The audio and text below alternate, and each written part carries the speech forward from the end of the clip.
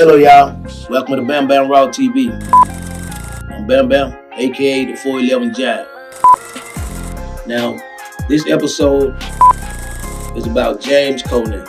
Some people say he was called Jimmy the Butcher. May 13th, 1977, in Woodside, Queens, New York City. There's a gang war raging on the west side of Manhattan over control of the Hell's Kitchen neighborhood. But even though it's the 1970s, this doesn't involve New York's five families, the controlling power of the Sicilian-American mafia. Instead, it's between two factions of Irish-American organized crime. On one side is Mickey Spillane, who's controlled the neighborhood for close to 2 decades. Spillane is what they call a gentleman gangster. There's the Westies, a bunch of wild cowboy lunatics rising up. Their leader, the charismatic James Coonan, is a man of action. Unfortunately, that action is usually killing somebody and then chopping up their body to be disposed of in the East River. With Coonan in charge, the Westies would become a force to be reckoned with, tapping into labor unions, doing hits for mob bosses like John Gotti, running guns and drugs, loan sharking, extorting, controlling gambling rackets, and killing a lot of people. Recently, James "Jimmy" Coonan, the former boss of the famed Westies gang in New York, wants to get out of jail. He claims that since he no longer has power over a group of Irish mobsters running Manhattan's Midtown West, his imprisonment is no longer necessary. In their most recent court appeal, Coonan's legal team makes note of how gentrification has significantly altered the landscape of his former home. A prosecutor referred to Coonan as the embodiment of terror at the age of 76 due to his previous reputation, which was based on his 2-decade terror reign over Manhattan's Hell's Kitchen. Hello, y'all. Welcome to Bamm Raw TV. I'm Bamm, aka the 411 Giant. Hit that like button. I want y'all to subscribe. Then I want you to hit that bell icon so you know my next video coming out. Now, this episode is about James Coonan. Some people say he was called Jimmy the Butcher because he was known for cutting people up after he had allegedly cutting people up after he had killed them. Now, James Coonan was an extortionist mafia, Irish mob in Hell's Kitchen, and they said he ran it with an iron fist. They said that when he come to a place and he asked the establishment owner or whoever about getting paid draft, for being able to work the establishment in the Hell's Kitchen area, he would always had a ball bag with him. And they said that he would, while talking to the individual or the store owner, he would open up the bowling ball bag and he would show them his friend, which would usually be a silver head, a hand, or something like that. That's what it said that he had in the bag. Now, during his reign in Hell's Kitchen, he had about from what I heard, from about maybe a 10-year run, and they finally jammed him up in round, and they jammed him up and ended up giving him 75 years. And I happened to meet him up at USP Lewisburg. He wasn't the only Beantown. He wasn't. I had met him up there. He was kicking it with the Beantown dudes from we call the Beantown guys from New England area. And I guess most of the older white guys were sticking together because it was some of those with older white guys. But when he got in, I seen how he was moving, and I used to see the old dude. He was moved, and he moved like he had once been somebody, well, still was, but you could still the way he moved, and he deserved respect, and he required respect. So he'd come through, but he was older guy shuffling around. And that was finally some of the homeboys told me that was down there, said had been down there a while. So, well, man, that's Jimmy the Butcher. And then they were telling me about his exploits, alleged exploit in Hell's Kitchen and everything like that. So he used to come down and I always talk to a guy from, I think he was from Delaware, in the cell next to me. And he'd come down there and be talking to the guy and everything. And he seen that, I think he noticed when I came into the system, he seen how people was gravitating to me. Because the dude he's old head, but he watches everything. He peeping everything. He watching what people said, watching what they be, watching, analyzing the situation. So he noticed the people that was gravitating to me. He was on the second floor in D Unit, and I was on the first floor. So he also paid attention to Willie Falcon, the cocaine cowboy, had sent for me shortly after I got there. And so me and him had an audience. We went up there and talked and everything. So he seen that I was kind of like Jack connected to some, some hard hitters on the money side, financial side. So anyway, he kept, he got to the point where he'll come down in and holler at the Delaware dude, and he'll pass through. And when he passed through, he always like, all right, all right. Never said much more than that. But after he started seeing the people that I was fooling with and seeing how I was moving and how I had a little say so with my people, then he got to the point where he started like, all right, slapping me on my leg when he passed by like that. Never said much more than that.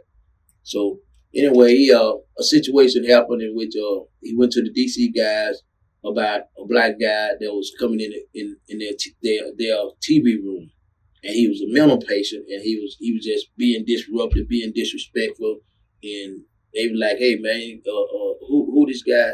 Who can talk to this guy? So my DC homeboy told him, hey man, he from Florida, talk to Bamm. Told him who I was. I was always sitting out in front of the unit, in front of my cell, doing all movements. So I see who come in and out the unit. So I'm always sitting out there. So he come down there one day and he asked me, he said, can I have a word with you? And then I said, yeah, what's up? Well, I got this young kid. He coming in here, blah, blah, he being disrespectful. He get to moving stuff around in there and everything. And we don't want it to be no problem going on, but he's steady being it. So I said, who? And then he showed me the guy. So I said, yeah, well, he got kind of jacked like a mental problem. He from Florida. Let me holler at him. I got it. We'll take care of it. He said, yeah, well, I said, don't worry, I talked to him. So I talked to the kid, and I explained to him, man, you're going to get yourself caught up in some stuff. You're gonna cause some problems in the unit. You're going to get us caught up in stuff going on. So stay up out there. Why is you in that room anyway? There's black TV room down there. Go to the black TV room, watch whatever you want to watch in there. Why is you over there with them old heads down there? And so dude was a mental patient, but he listened to it going on. So that problem was solved. So me and his conversation moved from him hitting me on my leg to him coming, like when we go waiting to go out to chow. He didn't do much talking, period. But we waiting to go out to chow. And we at the door waiting to go to chow. And he got to the point. And he come by there and I'm standing in line. He'll put his arm on my shoulder. All right, man. Like that there. So and I go on out the door and everything. So I was just thinking about this. So this Jimmy the Butcher. I said, but even gangsters get old. So I much respect for him.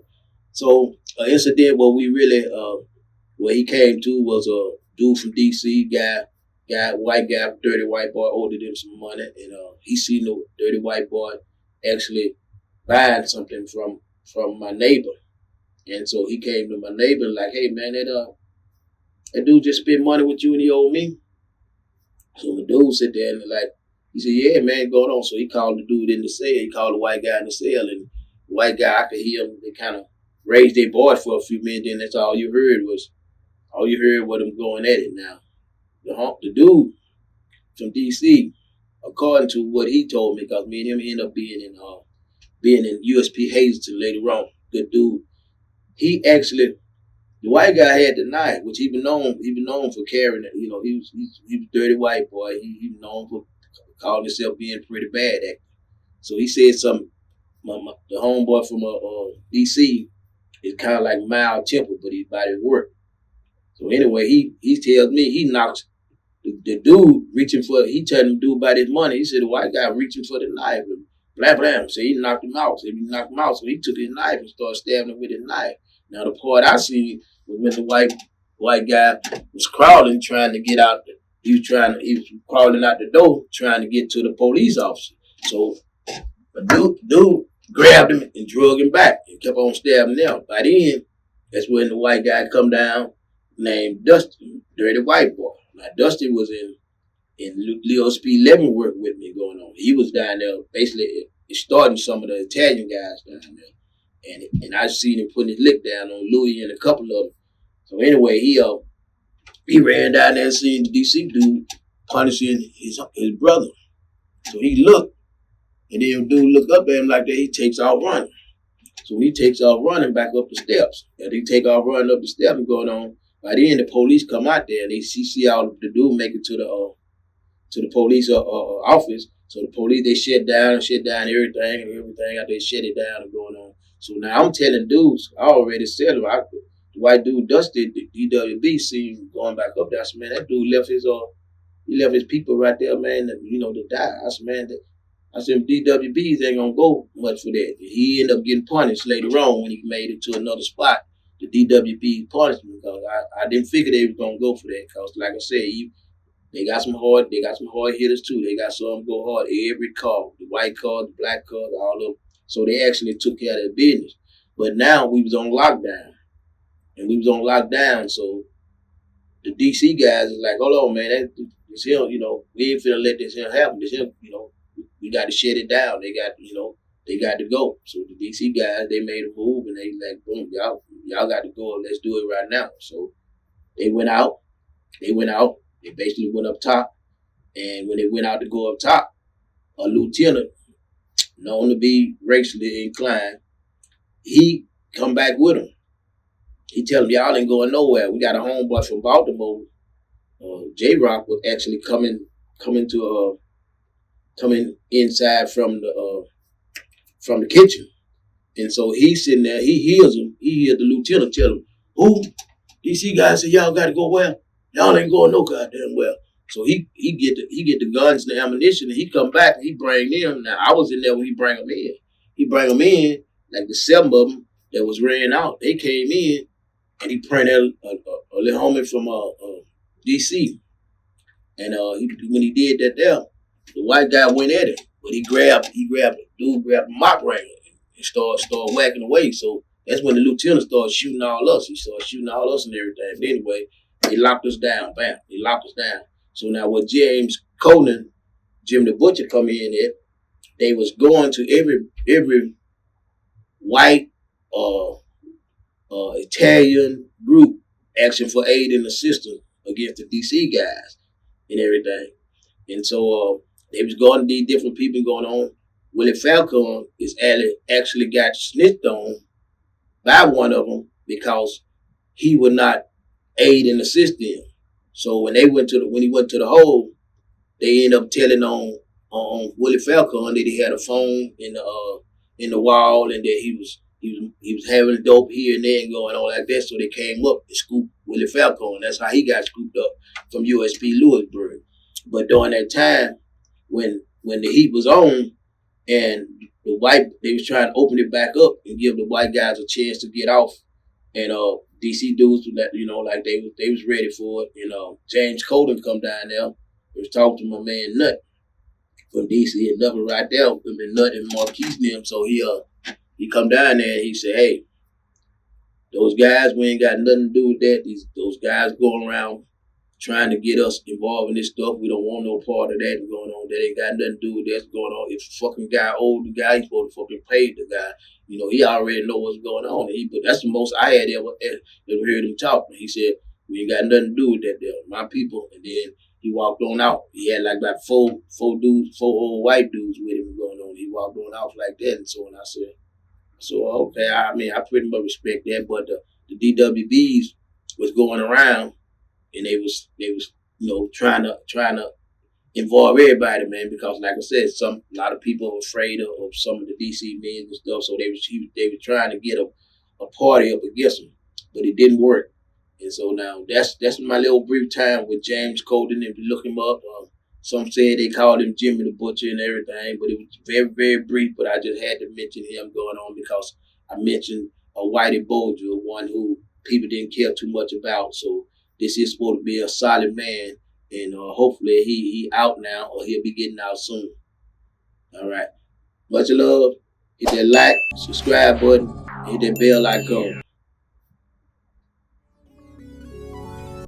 Under his leadership, the Westies were involved in a number of horrible crimes, such as multiple murders, drug trafficking, the grisly dismemberment of corpses for the mafia, and extortion schemes against local businesses, labor unions, and people. Court documents reveal that the Westies' brutality extended to the dismemberment and disposal of victims' bodies in the East River in 3 particularly gruesome cases.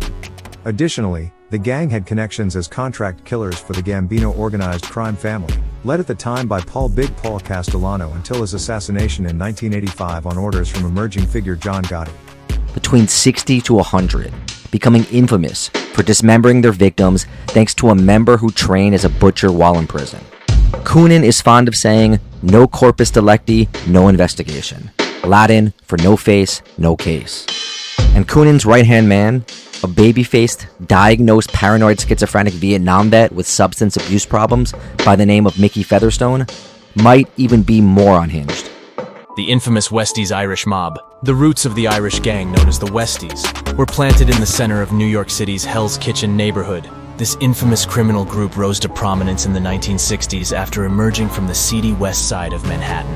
Hell's Kitchen's hardscrabble surroundings were the ideal condition for the Westies to flourish and ascend to power.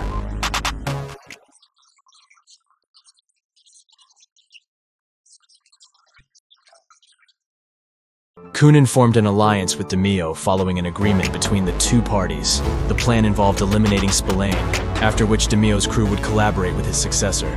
DeMio initially came into contact with Coonan after the latter had murdered and dismembered a loan shark named Ruby Stein. The battle started when Coonan, then 18 years old, vowed to exact revenge on Spillane for kidnapping and beating his father. This incident gave Coonan more motivation to exact revenge. In 1966, Coonan attacked Spillane and his companions with a hail of machine gun fire from the rooftop of a Hell's Kitchen tenement building. On allegations of murder and kidnapping, which were eventually reduced to Class C manslaughter, Coonan was briefly detained. In the latter half of 1971, he was granted his freedom again, and he resumed his continuous struggle with the West Side Gang. Hell's Kitchen became an unsafe place for Spillane and his family, prompting them to relocate to the Irish working-class neighborhood of Woodside, Queens.